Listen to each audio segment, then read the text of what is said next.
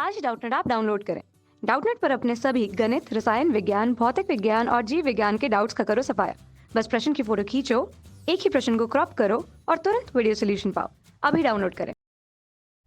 दोस्तों, आज हमें एक सवाल दिया गया है जिसमें हमें कहा है कि मान लीजिए r एक परिमेय संख्या है और x एक अपरिमेय संख्या है। हमें विरोधोक्त द्वारा उपपत्ति का प्रयोग करके यह दिखाना है कि r प्लस x एक अपरिमेय संख्या होगी। तो देखिए, शुरू करते हैं। सबसे पहले हमें क्या दिया गया है कि r जो है वह एक परिमेय संख्या है।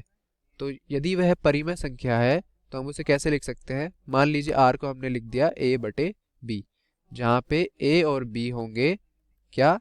जहाँ पे a और b होंगे पूर्णांक संख्या,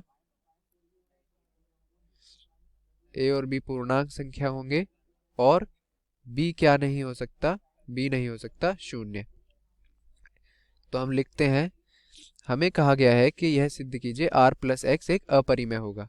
तो r जो हमने लिखा a बटे b प्लस x। दोस्तों, हम यहाँ विरोधोक्त द्वारा करेंगे, इसीलिए हम क्या मान लेते हैं कि जो r प्लस x है यह एक परिमेय संख्या मान लेते हैं और इसको कह देते हैं हम p, इसको p बटे q कह देते हैं। तो हमने r प्लस x को एक परिमेय संख्या मान लिया p बटे q। यहाँ पर p और q भी क्या होंगे? पूर्णांक संख्या होंगे और q क्या नहीं हो सकता? q नहीं हो सकता शून्य के बराबर। तो दोस्तों देखिए, यहाँ से हमें क्या मिला? यहाँ से हमें x मिल जाएगा p बटे q माइनस a बटे b। इसको हम यदि हल करें तो क्या मिलेगा? qb ऊपर pb माइनस aq। तो दोस्तों यदि यहाँ आप देखो तो x जो हमारा एक अपरिमेय संख्या था वह क्या आ गया? pb माइनस aq बटे qb। अब यहाँ पर q भी शून्य नहीं हो सकता था और b भी, तो क्या qb भी शून्य नहीं हो सकता। और q एक पूर्णांक संख्या थी और b भी एक पूर्णांक संख्या थी, तो उन दोनों का गुणा करके हमें क्या मिलेगा? qb भी एक पूर्णांक संख्या ही होगी। इसी तरह यहाँ ऊपर p भी एक पूर्णांक थी, b भी, a भी और q भी, तो यह भी एक पूर्णांक संख्या होगी और यह भी एक पूर्णांक संख्या होगी। और यदि हम दो पूर्णांक संख्या को घटाएं तो यह पूरी भी हमारे पास एक पूर्णांक संख्या आएगी। तो दोस्तों यहाँ देखिए, x क्या आ गया? एक पूर्णांक संख्या बटे दूसरी पूर्णांक संख्या जिसमें नीचे वाली संख्या शून्य नहीं हो रही।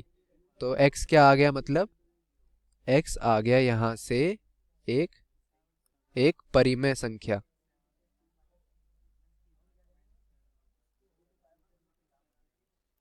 कैसे? क्योंकि x आया एक पूर्णांक बटे पूर्णांक जिसमें नीचे वाली पूर्णांक संख्या शून्य नहीं हो सकती, तो x एक परिमेय संख्या हुआ। पर दोस्तों, यह तो हमारी जो पहले जो सवाल में हमने दिया गया है कि x एक अपरिमेय है, x है एक अपरिमेय, उसको ही गलत साबित कर दिया यहाँ तो हमने। तो यह दोस्तों हमारा विरोधोक्त आ गया। यानी देखिए, हमने क्या किया? शुरुआत से हमने माना कि r एक परिमेय है a बटे b और x एक अपरिमेय संख्या है, और वह हमने माना कि एक परिमेय संख्या के बराबर है। तो यहाँ से हल करने पर हमें x मिला pb माइनस aq बटे qb, जो कि एक परिमेय संख्या आ गया।